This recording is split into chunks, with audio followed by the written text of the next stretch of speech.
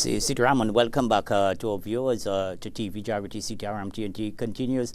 Well, as promised, Wildlife and Environmental Protection of Trinidad and Tobago, the unit that deals with these things, and live in our studios, must say live, operative for you guys this morning, Mr. Kristopher Rattansingh, Mr. Taariq Ali, representative of the Wildlife and Environmental Protection. And gentlemen, Sitaram, and welcome to the studios of TV Jaagriti. Thank you. Well, we are seeing on display, it's live here for you this morning, and to tell us of the work being done by the Wildlife and Environmental Protection of Trinidad and Tobago, Mr. Rattansingh. Yeah. Well, most of our efforts go towards the conservation of wildlife, and that comes in multiple ways. We work towards actually educating people about wildlife and their importance, why we should conserve them, and why their conservation is important for the environment on a whole. Another part of that is to actually conserve these wildlife actively, in that we go out and rescue these animals and we take them out of any situation that may harm them and remove them from that situation and then relocate them into their natural habitat where they'll be able to flourish and survive. We see quite a lot of this happening. Many people are claiming of illegal trade where animals are concerned here in Trinidad and Tobago. Are you all in some way connected to that? No, we're actually against illegal trade, and one of our... Well, I'm not saying illegal trade, but in rehabilitation and returning to some form of natural habitat for these birds and animals, mainly birds in particular. Well, that's not what you're saying, but all of the animals that we relocate or rehabilitate are local animals from Trinidad. If it's anything beyond that, where it comes to the illegal trade, we try to stay away from it. If it comes to that situation and we know of an animal that is illegal, that needs help, we try to steer it towards the authorities and let them handle it, and let them deal with the animal as they see fit. Well, you have on display, we have on display this morning, maybe you can tell us of that particular snake that you got there. This is a rainbow boa. He mostly eats mice, rats, and small birds, and he is one of the most common snakes that you will come across in Trinidad, and he is one of the most important snakes that you'll come across in Trinidad because his role in the environment is rodent control. And I don't think I need to go into detail why rodent control is so important, because of the rodents carry diseases, they are very, very harmful to humans, and these guys will help control their populations so that your area doesn't become infested. So you'll see a lot of these guys around your home, and many people kill them. And we try to educate them as to why they shouldn't kill them. You don't want your home to be infested with rats. The name. Do you remember what? Is there a household name? Common name that one may refer them to? Mostly I just remember. They're really misidentified as a mackerel sometimes, but it's an entirely different animal. I thought it was a mackerel when I saw it. Yeah. Resembles also what we call a rat snake too. It is somewhat known as a rat snake. It is. Well, because it eats rats, but then people also misidentify another snake called a cat-eyed snake as a rat snake. But someone seeing a snake that size around their homes is certainly going into panic mode. Well, as you can see, he's very, very harmless to humans. He's non-venomous, and I think when people realize their importance in the environment, and as long as you understand that these snakes will not harm you or go out of their way to harm you, if you leave them alone, they're just going to disappear and do their thing. And we got another guest with us this morning, Mr. Taariq Ali, and his charge. Alright, so this here is a spectacled caiman, locally called the alligator, which is not the correct term, as it isn't related to the alligator but more towards the crocodiles. And you'll find these all over Trinidad. And this guy here, he's pretty small. He's about 2.5 feet, and they can get up to 7 to 8 feet maximum. People said that they call them man-eaters, which is wrong, because a caiman firstly isn't going to go attack a human. They don't see humans as food sources, but if provoked, they can attack. So we do encourage people to just go interfere with a caiman, trying to handle it on their own or anything like that. Because these are more scared of you than you are of them. Is it becoming an endangered species here in Trinidad and Tobago? We have heard so many stories of people hunting this creature. Well, I wouldn't say that it is becoming endangered because we don't know of the actual numbers out there. But I would say at times it looks like there's some overhunting going on. But so far it doesn't look like it's affecting the population too It's a drastically. delicacy for many, many people. I've heard that. I've heard that myself. And we're looking at the lifespan. These caimans can live up to 40 years. And this particular caiman is actually a rescue of ours. We are working to rehabilitate him right now. We rescued him right outside of the vicinity of the University of the West Indies. Yeah. He was in a very dry drain. So he was very malnourished. His body itself was very, very, very dry. So we've been working to rehabilitate him, get him back up to his proper, healthy state. And as soon as that happens, he's going to be released back into the wild. Wonder how he found himself there.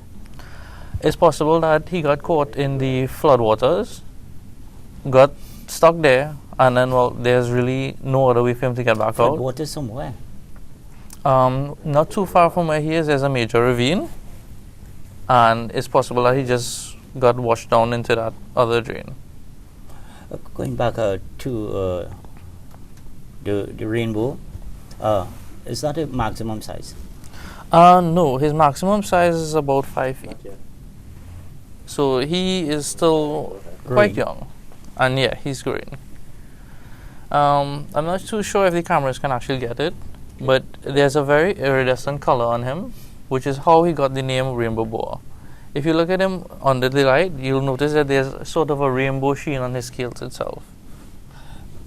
Mr. Rattansingh, some of the other animals that we have, the wildlife here in Trinidad and Tobago, that are coming under, I can't use the word threat, could be a little more light, a little lighter word. Some of the other animals here in Trinidad and Tobago that the Wildlife and Environmental Protection Unit deals with, that we are seeing evidence of needing for that protection.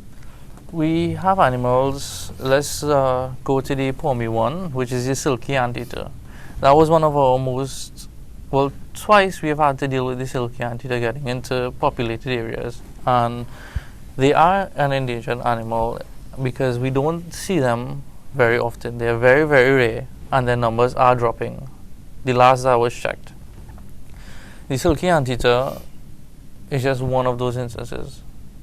We have other instances that I don't want to really go into too much detail, but let's look at more common animals like the iguana.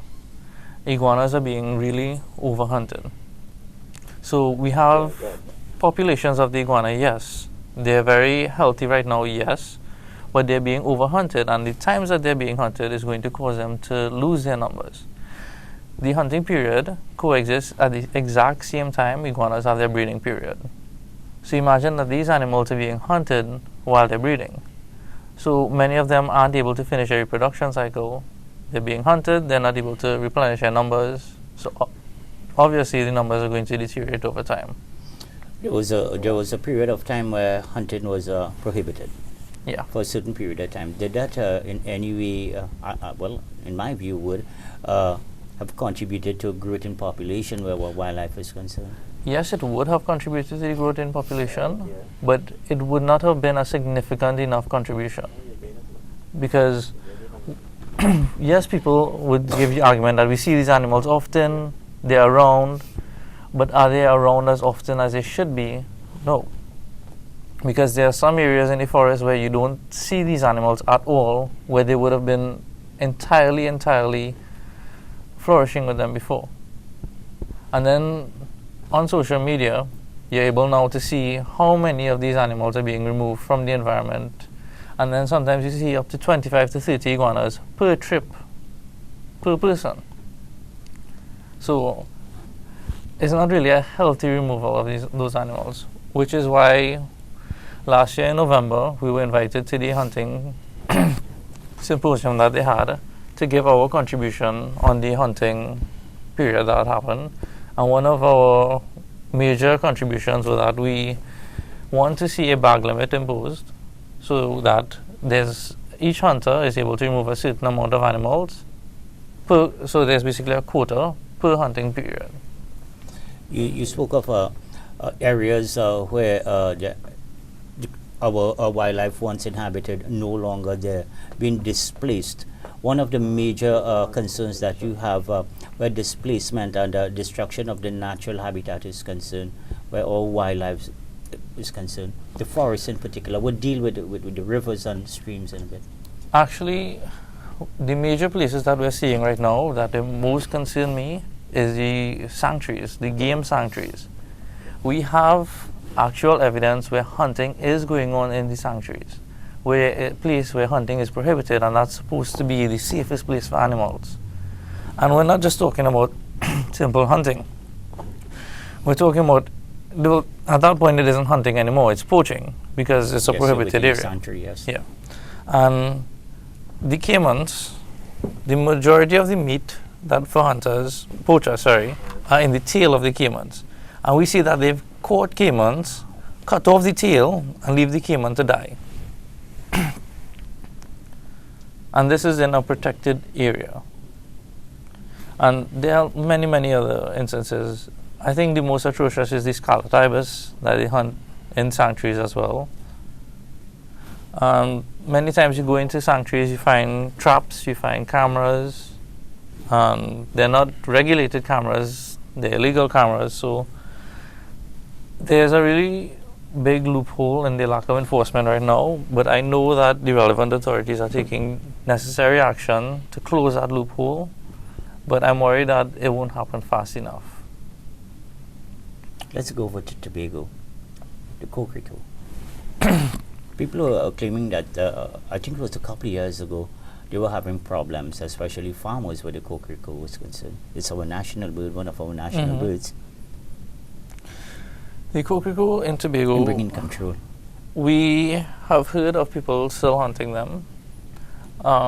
Many of it is not a controlled situation, because we were in Tobago just last weekend and we actually spoke to some of the farmers and so on about it, and it wasn't a threat to them, it wasn't bothering them, but where we heard where they were being hunted is just as a delicacy, as a trade, as illegal trade. Yeah. Similar to the scarlet ibis being an attraction. The scarlet ibis, we have many, many instances where it is a tourist attraction. People come here to eat the scarlet ibis. I've heard as much as $500 US for a plate. Wow.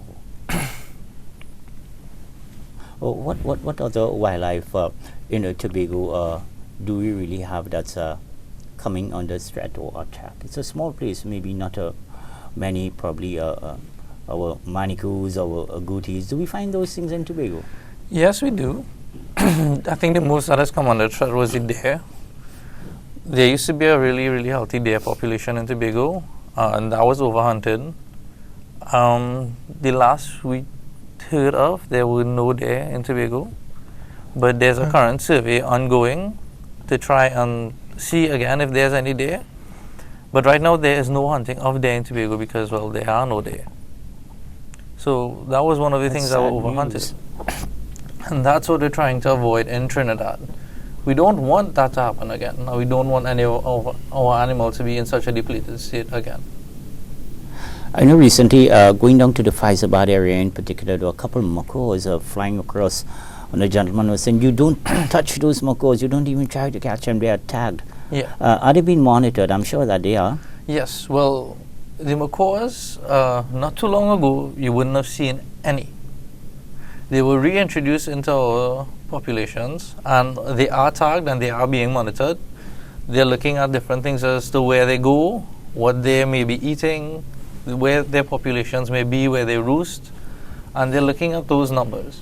So they'll go back over time, find those tag animals, and look to see if their population has been increased or has it decreased, and they're looking at trying to reintroduce the macaws into our population. What about a reproduction?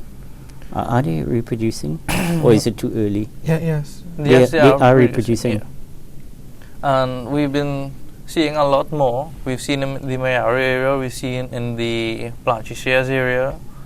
I've heard reports of them in Faizabad as well. I saw a couple in Faizabad, yes. Labre has a lot. Labre. Yeah. So we're very, very happy to see that they're being reintroduced. Well, we've seen Taariq with the water critters. I'm sure that you venture into the Neriva swamp. Mm-hmm. Yeah. Our manatee population, Taariq. Well, I can't say for sure the manatee population, but what I do know is that it's lower than it should have been because Are they hunted? They're poached. They're poached, yeah. Poached. Yeah. We don't know if it's still happening because they don't see anyone leaving or going with manatees, but we know that the population is decreasing. You don't just see them as they used to be before on a boat tour. A pity, huh? Mm-hmm. Also, there was a restriction put on harvesting of Cascadura and our conchs in particular. Do you guys monitor these things? As far as our resources, we're very limited in resources. So our scale of operation hasn't reached that far as yet to monitor the Cascadura and so on. We have been trying with the conch. We have noticed in some areas that they weren't before, but the populations are very, very low. And that's just in our experience, but we haven't exactly done a research project on it yet. So to definitely say whether they are low, whether their population is growing. Something that you noticed? Yeah, it's definitely noticed at all. Many, many areas where they would have been before, they aren't now. Also, we are facing a really torrid dry season here in Trinidad and Tobago, the El Nino phenomena and whatnot, where water levels are concerned, and forest fires in particular, bush fires, forest fires, are playing a really, it's creating havoc among our wildlife. Well, right now, our other director, Kishan Ramtran, he's a forester, one with the forestry division, and he was supposed to be here today. However, he wasn't able to make it because he's fighting those forest fires right now. He and multiple gangs of forest workers are actually in the hills near the Mountain Benedict area fighting those forest fires. So the fire season officially starts on March the 1st, but this year it kicked off a bit early, and we've seen quite a few devastating fires. The one last night around Mountain Benedict, it was a very, very huge fire. On Monday night I saw one, and it was like, wow. You can see the flames from down here. From the highway. Yeah.